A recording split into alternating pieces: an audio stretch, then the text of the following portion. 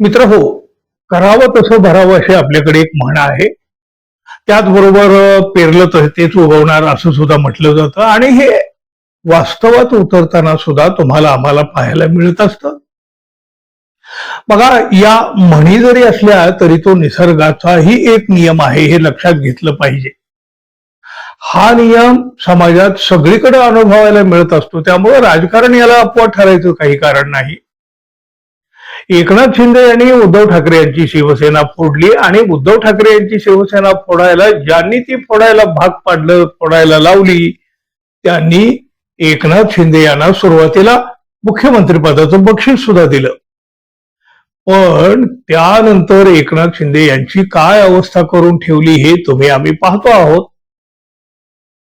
भारतीय जनता पक्षाच्या दृष्टीनं एकनाथ शिंदे यांची गरज केव्हाच संपलेली आहे. एकनाथ शिंदे आणि त्यांच्यासोबत शिवसेनेतून बाहेर पडलेले आमदार यांना एक ना एक दिवस भाजपामध्ये विलीन व्हावंच लागेल असं कायद्याचे अभ्यासक, घटनेचे अभ्यासक अगदी सुरुवातीपासून सांगत आहेत. सुप्रीम कोर्टात असलेला खटला लांबत गेला आणि त्यामुळे शिंदे गटाच्या पायामध्ये उसणं अवसान का होईना पण ते आलं. अर्थात हे अवसान तात्पुरतं आहे, क्षणिक आहे, याची जाणीव सगळ्यांना आहे. सुप्रीम कोर्टानं जर उद्धव ठाकरे यांच्या बाजूने निकाल दिला तर शिंदे गटाच्या अस्तित्वाला सुरुंग लागणार आहे आणि त्यावेळी त्यांना म्हणजे शिंदे गटाला भाजपात विलीन होण्याशिवाय पर्याय असणार नाही. शिवाय पुढची विधानसभा निवडणूक भाजप स्वबळावर लढणार आहे, त्यामुळं शिंदे गटानं घेतलेली भाजपची कुबडी आपोआप गळून पडणार आहे. आणि मग हा जोरचा विचार करून शिंदे गटातील आमदार सैरभैर झाले तर त्यात फारसं आश्चर्य वाटण्याचंही काही कारण नाही. एक ना एक दिवस शिंदे गटाला भाजपामध्ये विलीन व्हावं लागणार असेल तर आपण आत्ताच भाजपात गेलेलं काय वाईट, असा विचार आमदारांच्या मनात आला तर त्यामध्ये काही वावगंही नाही.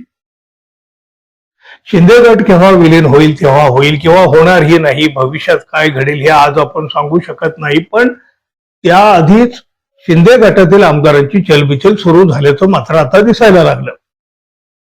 शिंदे गटातले काही आमदार भाजपात जातील असं नव्हे तर जवळपास अख्खा शिंदे गटच भाजपच्या वाटेवर असल्याचा दावा राष्ट्रवादीचे आमदार रोहित पवार यांनी केलेला आहे.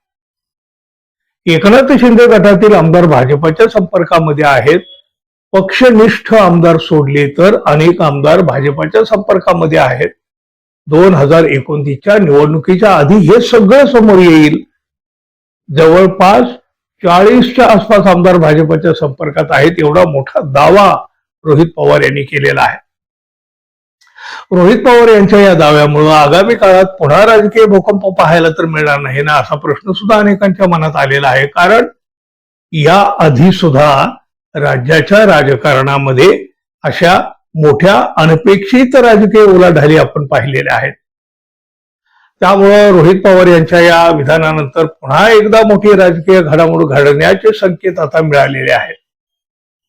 आणि बघा, शिंदे गट आणि भाजपा यांच्यातले ताणलेले संबंध पाहता, राजकीय एकूण परिस्थिती लक्षात घेता, एकनाथ शिंदे यांना सोडून त्यांचे आमदार भाजपामध्ये जाऊ शकतात तशी परिस्थिती आज तरी दिसते. आणि मग असं घडलं तर याला काळानं उगवलेलं सूड म्हणावं लागेल.